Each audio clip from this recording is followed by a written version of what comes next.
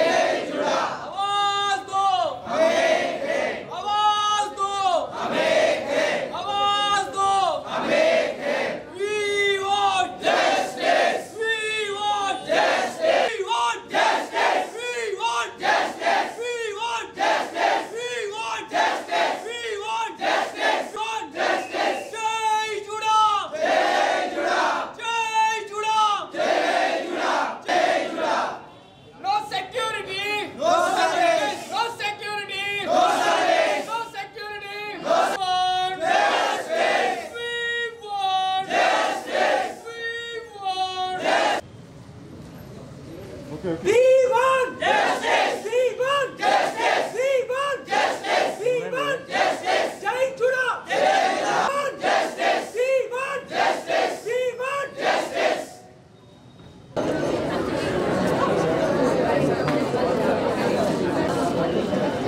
కావాలి కావాలి గ్రీన్ కావాలి కావాలి కావాలి గ్రీన్ కావాలి కావాలి కావాలి గ్రీన్ కావాలి జై జుడా జై జుడా జై జుడా we want justice we want justice we want justice.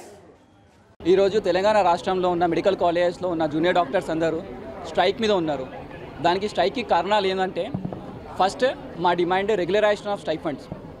ప్రతిసారి సంవత్సరాల నుంచి మాకు స్టైఫండ్ పడతలేవు మన నెలలకి. ఓ 2 నెలలు ఆగిన తర్వాత అధికారులకు రిక్వెస్ట్ చేయంగా వాళ్ళకి స్ట్రైక్ నోటీస్ ఇస్తే కానీ ప్రతిసారి స్టైఫండ్ వస్తలేదు. ప్రతిసారి ఇలాగే జరుగుతుంది. మాకు ఇప్పుడున్న వయసుకి జూనియర్ డాక్టర్స్ అంటే 25+ ఉంటారు. సో మాకు ఫైనాన్షియల్ బర్డెన్ అనేది కుటుంబాలకు సపోర్ట్ చేయడం కానీ ఉంటుంది.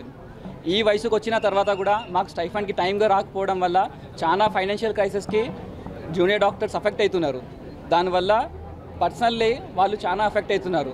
ఆల్రెడీ డాక్టర్స్ ప్రొఫెషన్లో ఉన్న స్ట్రెస్కి, దానికి ఉన్న హార్డ్ వర్క్కి, లాంగ్ లెర్నింగ్ కర్వ్కి, ఎగ్జామ్స్ పోస్ట్పోన్ అవ్వడానికి చాలా అఫెక్ట్ అవుతున్న డాక్టర్స్కి కనీసం ఒక ఫ్యామిలీకి సపోర్ట్ కూడా చేయని స్థితిలో ఉన్నాము. ఫైనాన్షియల్ స్టెబిలిటీ లేకుండా డాక్టర్స్ చాలా అఫెక్ట్ అవుతూ ఉంటున్నాము. మా సపోర్ట్కి కూడా మా ఫ్యామిలీని కూడా మేము ఇంత వయసు వచ్చిన తర్వాత కూడా సపోర్ట్ చేయలేకపోతున్నాము. అది ఫస్ట్ డిమాండ్. సెకండ్, 2020లో కోవిడ్ ఫస్ట్ వేవ్, అప్పుడు ఫస్ట్ లాక్డౌన్ నడుస్తుంది. అప్పుడు వచ్చిన ఫ్లడ్స్లో ఉస్మానియా హాస్పిటల్ మొత్తానికి మూతపడిపోయింది. దానికన్నా ముందు నుంచే చాలా కంప్లైంట్స్ ఇస్తూనే ఉన్నాం, ఉస్మానియాకి కొత్త బిల్డింగ్ కావాలి అని.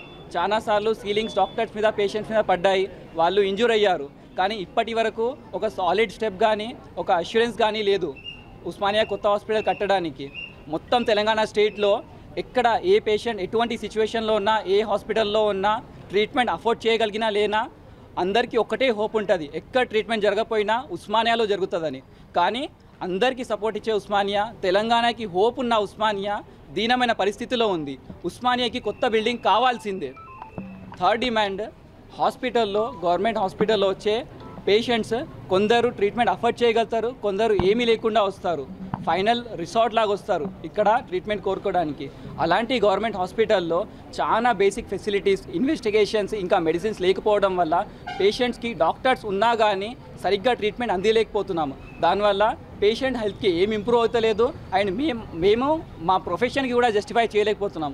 మేము ట్రీట్మెంట్ చేయడానికి రెడీగా ఉన్నాం కానీ బేసిక్ ఫెసిలిటీస్ ఇంకా బేసిక్ మెడిసిన్స్ లేకపోవడం వల్ల పేషెంట్స్కి ట్రీట్మెంట్ సరిగ్గా చెందట్లేదు.